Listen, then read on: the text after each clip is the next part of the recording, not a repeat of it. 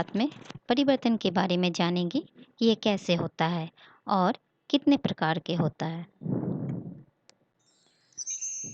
पदार्थ में परिवर्तन दो प्रकार से होते हैं। पहला भौतिक परिवर्तन और दूसरा रासायनिक परिवर्तन। पहले हम भौतिक परिवर्तन को समझेंगे। भौतिक परिवर्तन पदार्थ में होने वाला वह परिवर्तन जिससे उसकी भौतिक अवस्था में परिवर्तन होता है एवं रासायनिक गुणों में कोई परिवर्तन नहीं होता है, भौतिक परिवर्तन कहलाता है। भौतिक परिवर्तन का अर्थ वस्तु के आकार, आकृति, रंग तथा अवस्था आदि में परिवर्तन होता है। भौतिक परिवर्तन के फलस्वरूप नया पदार्थ नहीं बनता है। जैसे पानी, जब पानी को हम गर्म करते हैं तो यह वाष्प बन जाती है और ठंडा करने पे यह ठोस यानी कि बर्फ बन जाती है। इस प्रकार पानी तीनों ही स्वरूप में ठोस, द्रव और गैस में प्राप्त होता है, परंतु इससे पानी के रासायनिक गुणों में कोई भी परिवर्तन नहीं होता है। उसी प्रकार से बलून में हवा भरने पे इसका आकार परिवर्तित हो जाता है और जैसे ही बैलून से हवा निकाल लेते हैं यह पुनः अपनी पुरानी अवस्था में वापस चला जाता है, परंतु इससे बैलून के रासायनिक गुणों में कोई भी परिवर्तन नहीं होता है।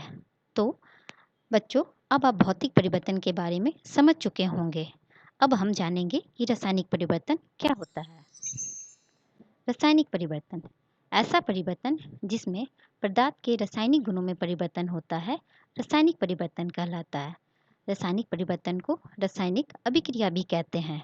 इसमें पदार्थ अकेले या किसी अन्य पदार्थ के साथ मिलकर एक नया पदार्थ बनाता है।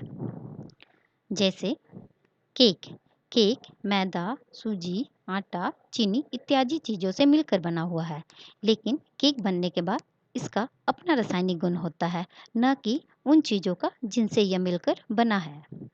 उसी प्रकार से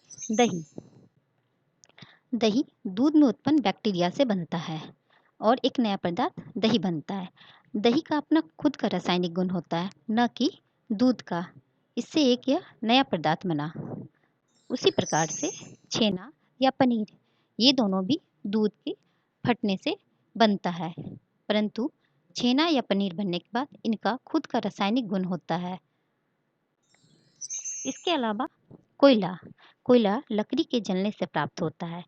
लकड़ी एक कार्बन होता है जो ऑक्सीजन की उपस्थिति में जलता है और उसके साथ यानी हवा के संपर्क में आके कार्बन डाइऑक्साइड बनाता है और एक हमें नया पदार्थ कोयला देता है।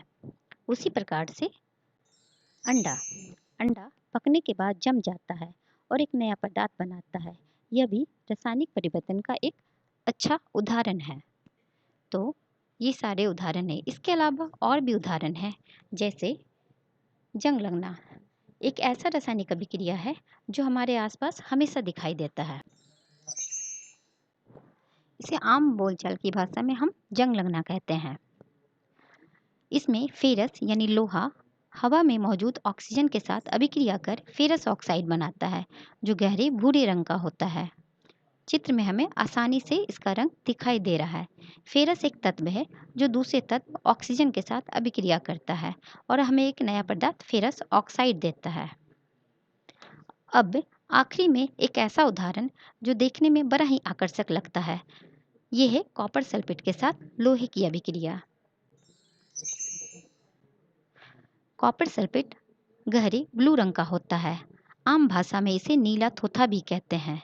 जब लोहे को इसमें डाला जाता है तो यह कॉपर सल्फेट के साथ अभिक्रिया करता है और फेरस सल्फेट बनाता है, जिस कारण से इसका रंग ब्लू से हरा हो जाता है, यानी हमें एक नया विलयन फेरस सल्फेट प्राप्त होता है। तो बच्चों, अब है